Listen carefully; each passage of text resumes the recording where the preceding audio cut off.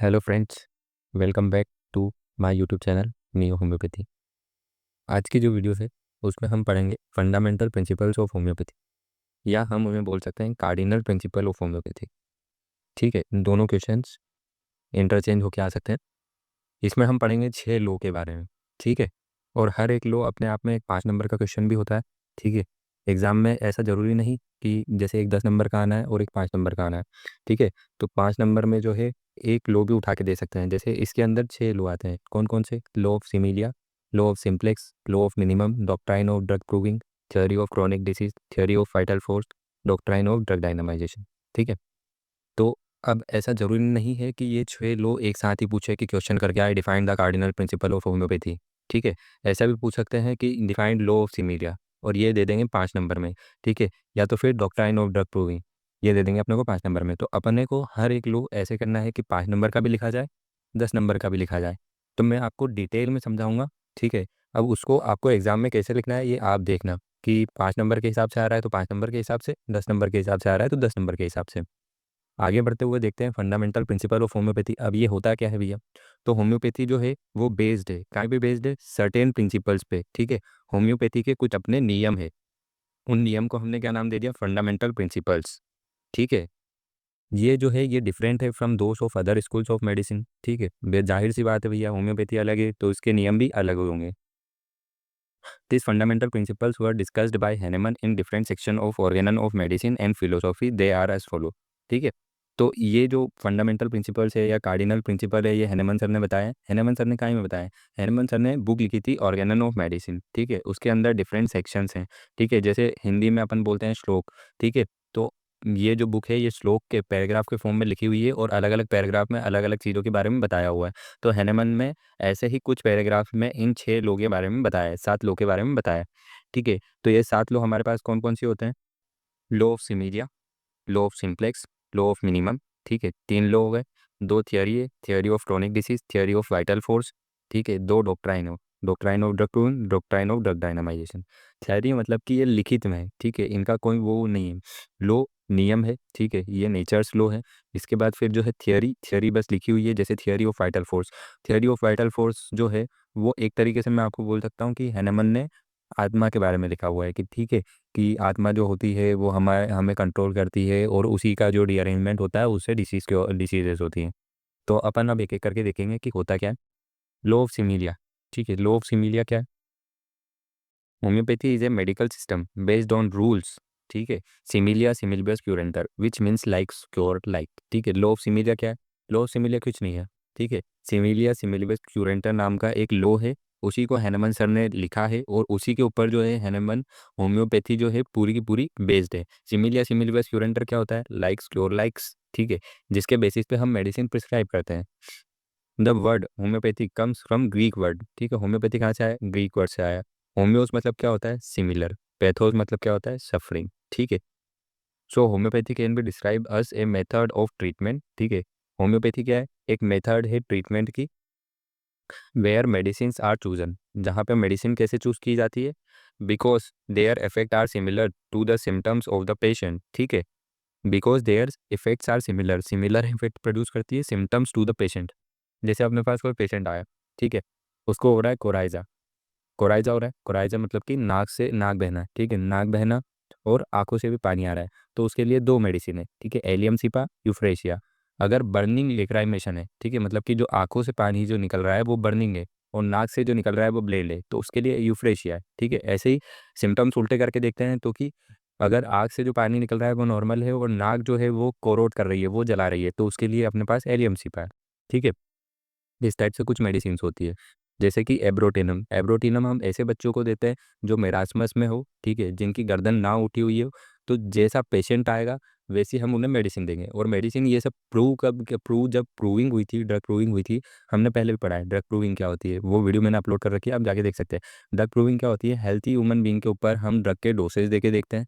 ठीक है, उन डोसेज से जो सिम्टम्स प्रोड्यूस होते हैं उन सिम्टम्स को हम लिख लेते हैं, नोट डाउन कर लेते हैं, और फिर वो सिम्टम्स जब हमारे पास कोई पेशेंट आता है उससे मैच खाते हैं तो हम वो मेडिसिन उन्हें प्रिस्क्राइब करते हैं। समझे? इसीलिए लो सीमीडिया सिमिलर स्टूडेंट हम क्या कर रहे हैं? लाइक्स क्योर लाइक्स, जैसा पेशेंट हमारे पास आया वैसे के वैसे सिम्टम्स की दवाई हम उसे दे रहे हैं। ठीक है, बस ओरिजिन में डिफरेंस है।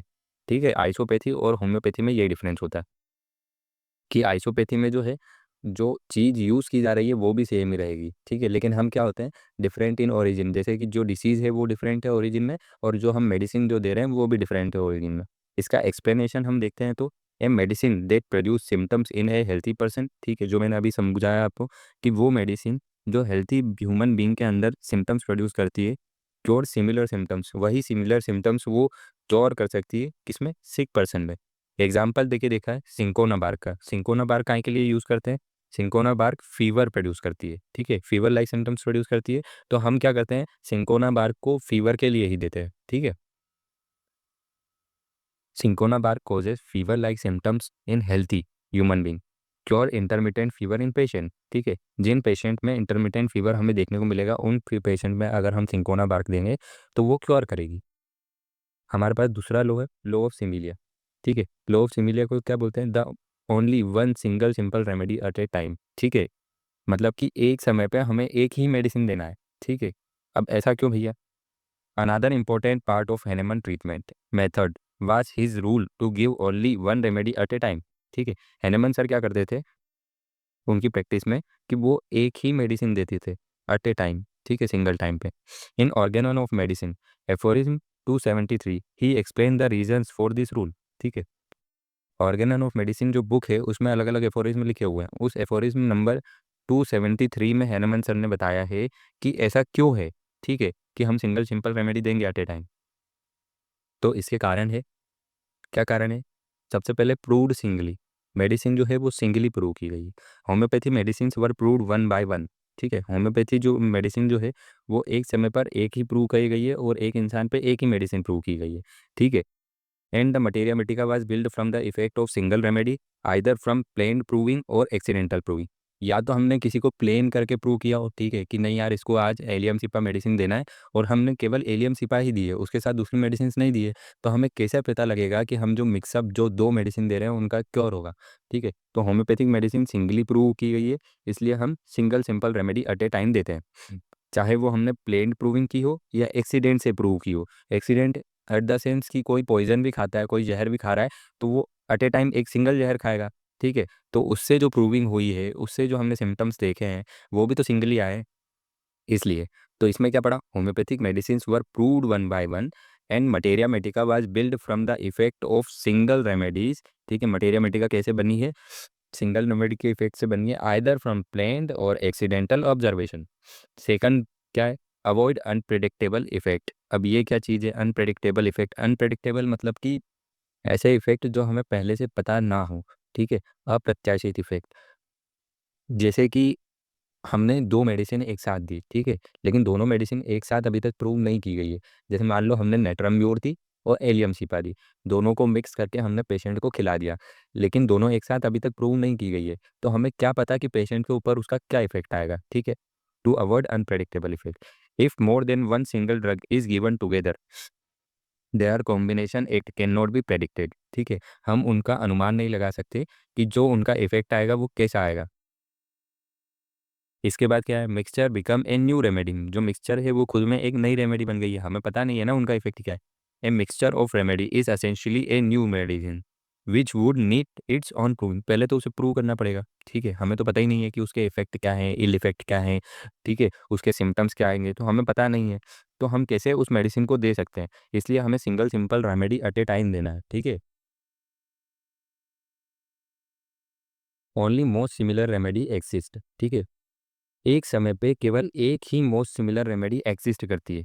At a given time there can only one medicine there can matches the patient symptoms most closely, ठीक है, एक गिवन समय पे, ठीक है, एक निर्धारित समय पे एक इंसान के ऊपर एक ही मेडिसिन जो है वो परफेक्टली मैच कर सकती है, मोस्ट सिमिलर हो सकती है, और वही मेडिसिन जो है उस पेशेंट को क्योर करेगी, ठीक है।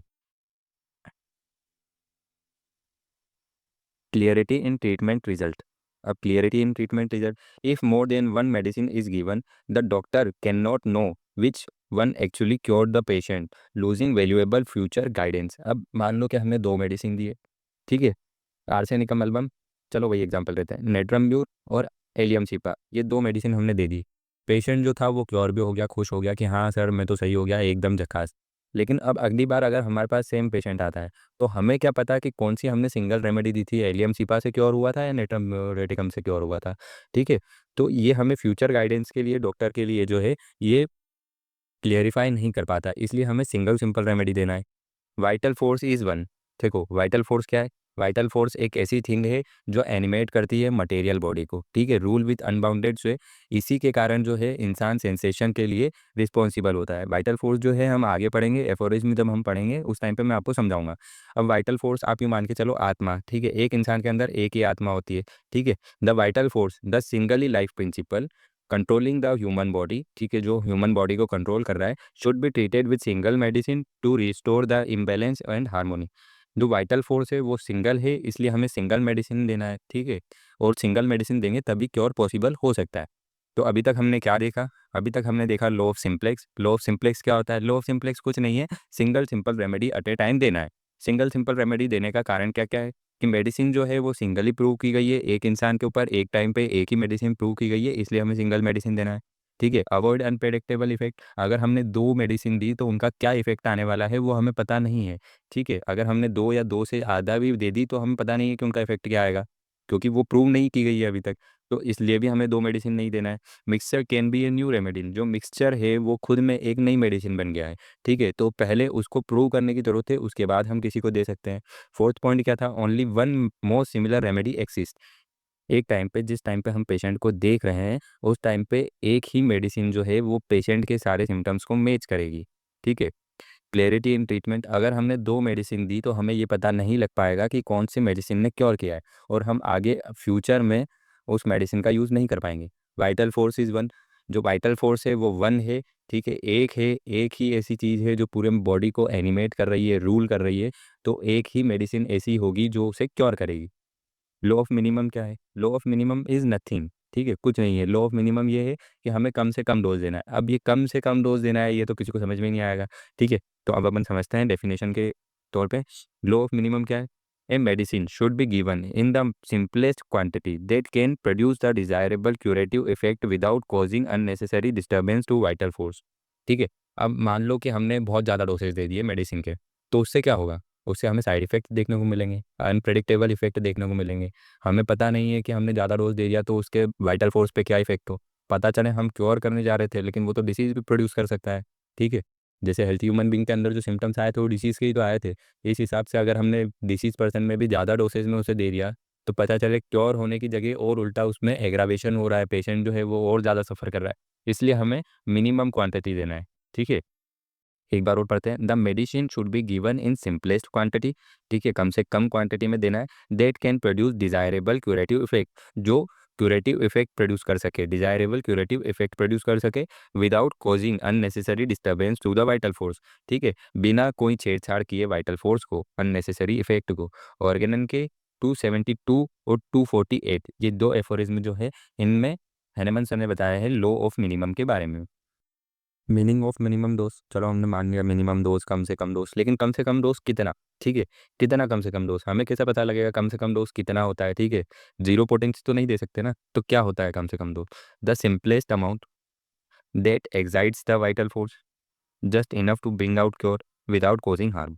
ठीक है, वो सिंपलेस्ट अमाउंट, ठीक है, वो कम से कम अमाउंट जो वाइटल फोर्स को जस्ट एक्साइट करे। ठीक है, जैसे मान लीजिए कि वाइटल फोर्स जो है वो एक डिसीज ने पकड़ा हुआ है। ठीक है, जैसे आप मान लीजिए कि आपको इसे एक एग्जांपल लेके समझते हैं। जैसे आपका हाथ है, ठीक है, किसी ने टाइटली पकड़ रखा है, लेकिन अब हमें उस हाथ को छुड़ाना है। ठीक है, तो हम कैसे छुड़ा सकते हैं, हमारे हाथ को टाइटली पकड़ा हुआ है तो हम दूसरे हाथ से ताकत लगाएंगे अपने हाथ को छुड़ाने के लिए, और दूसरे हाथ से जब ताकत लगाएंगे तो कितनी लगाएंगे, थोड़ी सी ज़्यादा लगाएंगे। ठीक है, कि वो हाथ छूट जाए, इतनी लगाएंगे ना। तो इसमें वाइटल फोर्स का एग्जांपल देके समझाया हुआ है कि वाइटल फोर्स को थोड़ा सा एक्साइट करे टू ब्रिंग आउट क्योर। ठीक है, जिससे क्या है कि वो हाथ छूट जाए। ठीक है, डिसीज जो है वो छूट जाए विदाउट कॉजिंग एनी हार्म, इससे हार्म भी नहीं होगा। The principle led to discovery of potentization, this principle, ठीक है, इस प्रिंसिपल से क्या आया, डिस्कवरी ऑफ पोटेंटाइजेशन आया। पोटेंटाइजेशन या डायनामाइजेशन का इजाद हुआ इस लो से। अब मिनिमम कम डोज करने के लिए हमने पोटेंटाइजेशन का यूज़ किया। अब पोटेंटाइजेशन क्या होता है वो आगे समझेंगे। लो ड्रग डायनामाइजेशन जो है, डॉक्ट्राइन ऑफ ड्रग डायनामाइजेशन जो है, वही डॉक्ट्राइन ऑफ पोटेंटाइजेशन। ठीक है, एडवांटेजेस हमें इससे क्या क्या लाभ मिलेंगे, किस चीज़ से, लो ऑफ मिनिमम से। तो हमें इससे लाभ मिलेंगे, अवॉइड अनवांटेड एग्रावेशन। ठीक है, हम अवॉइड कर सकते हैं unwanted aggravation. Prevent organ damage, अगर हमने ज़्यादा डोज दे दिया तो हो सकता है कि ऑर्गन भी डैमेज हो। ठीक है, ऑर्गन डैमेज प्रोड्यूस कर सकता है, ड्रग एडिक्शन प्रोड्यूस कर सकता है, साइड इफेक्ट दिखा सकता है। लेकिन हम कम डोज करेंगे तो ये सब हमें नहीं देखने को मिलेगा। Maintain similarity between the disease symptoms and the proving symptoms. ठीक है, कम से कम डोज से मेंटेन डिसीज सिम्टम्स और हमारी प्रूव जो उस टाइम पे प्रूविंग के जो सिम्टम्स हैं उनके बीच में हमें सिमिलरिटी देखने को मिलेगी।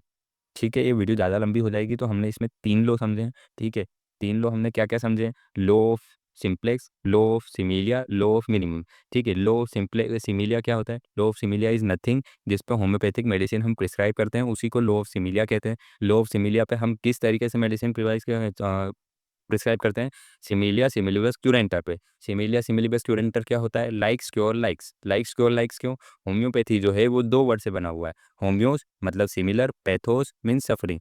तो होम्योपैथी क्या है, होम्योपैथी एक ऐसी मेडिसिन है, एक ऐसा ट्रीटमेंट ऑफ सिस्टम है जो सिमिलर मेडिसिन से पर्सन को क्योर करता है। अब हमने इसमें एग्जांपल देके समझा था कि सिंकोना बार्क जो है वो फीवर प्रोड्यूस करती है। तो अगर हमारे पास कोई पेशेंट फीवर का आता है तो हम उसे सिंकोना बार्क प्रिस्क्राइब करेंगे, उससे उसका फीवर क्योर हो जाएगा। Law of simplex, avoid unpredictable effect. ठीक है, दो या दो मेडिसिन के कॉम्बिनेशन से हमें नहीं पता है कि कौन सा इफेक्ट प्रोड्यूस होगा, तो हम उनके अनप्रेडिक्टेबल इफेक्ट को भी रोक सकते हैं। मिक्सचर जो है वो खुद में एक नई मेडिसिन है तो पहले उसे प्रूविंग की ज़रूरत है। ठीक है, एक समय पर एक ही मेडिसिन जो है वो सिमिलर मेडिसिन एक्सिस्ट करती है।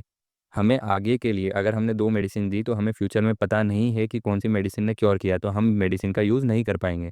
वाइटल फोर्स जो है वो एक है, इसलिए हमें एक ही मेडिसिन एक टाइम पे देना चाहिए। लो ऑफ मिनिमम क्या था, हमें कम से कम डोज देना चाहिए। कम से कम डोज कितना डोज देना चाहिए, जो एक्साइट कर सके थोड़ा सा वाइटल फोर्स को, इनफ होना चाहिए ब्रिंग आउट क्योर। ठीक है, इनफ होना चाहिए क्योर करने के लिए, कॉजिंग विदाउट कॉजिंग हार्म। ठीक है, हार्म नहीं करना चाहिए कुछ भी बॉडी को। इससे हमें क्या क्या एडवांटेज मिलते हैं, टू अवॉइड अनवांटेड एग्रावेशन। ठीक है, एग्रावेशन मतलब कि उत्तेजित। ठीक है, उत्तेजित, हमें अनवांटेड उत्तेजना नहीं चाहिए। इसके अलावा ऑर्गन डैमेज नहीं होते हैं, ड्रग एडिक्शन नहीं होता है, साइड इफेक्ट नहीं होता है। Maintain similarity between disease symptoms and proving symptoms. ठीक है, और लॉ ऑफ मिनिमम क्या करता है, सिमिलर डिसीज सिम्टम्स और प्रूविंग के सिम्टम्स के बीच में सिमिलरिटी करके रखता है। ठीक है, बाकी की वीडियो जो है हम आगे कंटिन्यू करेंगे। नेक्स्ट पार्ट में मैं आपको समझाऊंगा डॉक्ट्राइन ऑफ ड्रग प्रूविंग। ठीक है, theory of vital force, theory of chronic disease और doctrine of drug potentization. Thank you, stay tuned.